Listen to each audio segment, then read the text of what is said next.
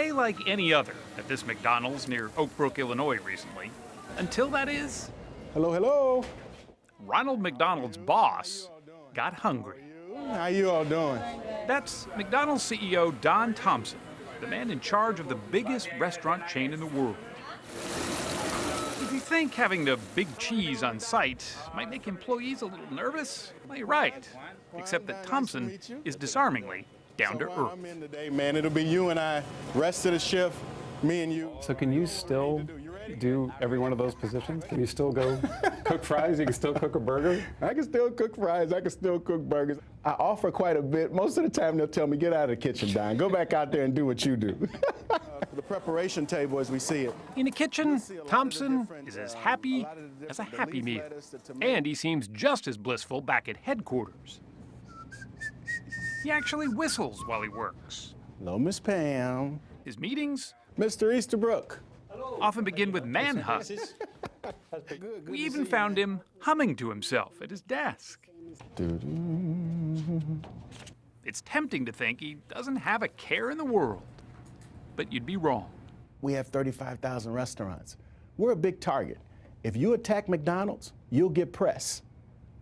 And so, you know, just about any and everyone will attack McDonald's for something. So this is the worldwide headquarters. Thompson took the reins at McDonald's 2 years ago as its first African-American CEO. His charge? To make the golden arches golden again.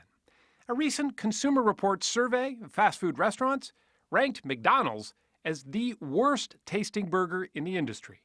Sales have been in a downward spiral, with competitors like Chipotle, Wendy's, and Taco Bell eating McDonald's profit share for lunch and breakfast. I'm Ronald McDonald. Ronald McDonald. I'm Ronald McDonald, and I love Taco Bell's new breakfast. Do you think expectations were any higher for you when you took this job? The fact that I'm African American probably calls it out more. If the bar is a little bit higher in some regards, it's always been a little bit higher. It's not a new thing for me to be an African American. It's new to be an African American CEO. Thompson grew up in the shadow of Chicago's Cabrini Green, the nation's most notorious public housing project. So what was your experience with McDonald's growing up? I think there was one McDonald's in our neighborhood.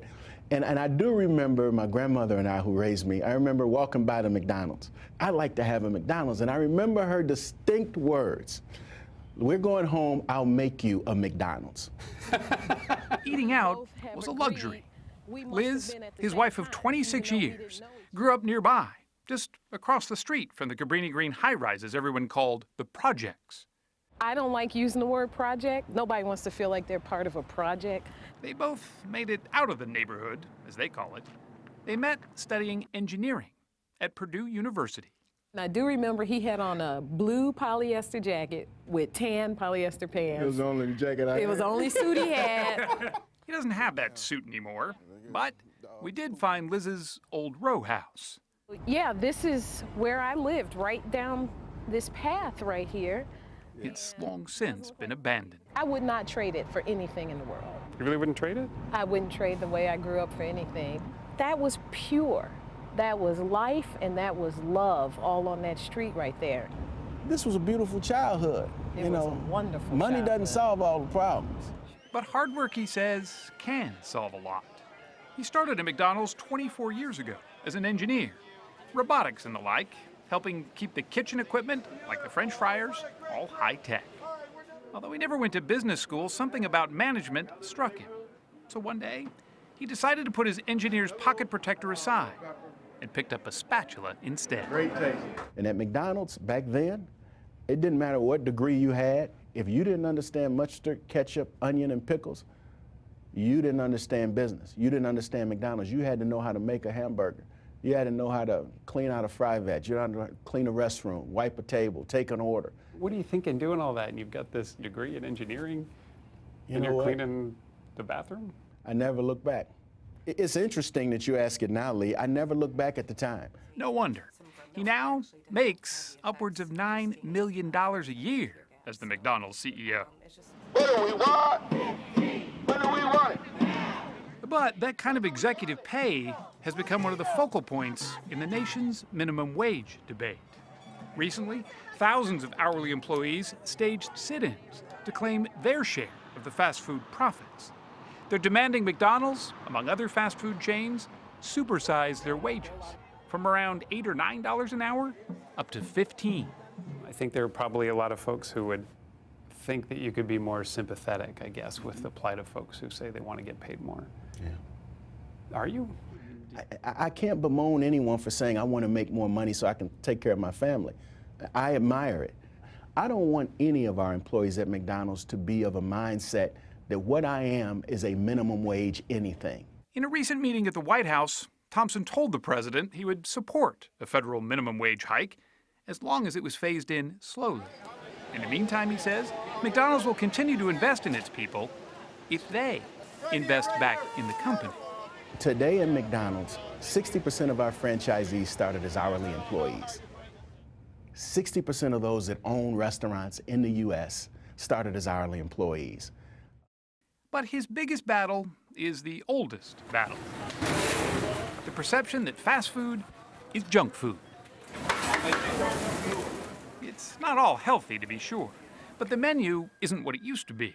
I don't believe that there is junk food. I don't believe that there is a forbidden food.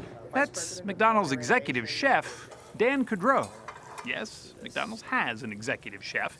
He came from, get this, the fine dining world of the Four Seasons hotels.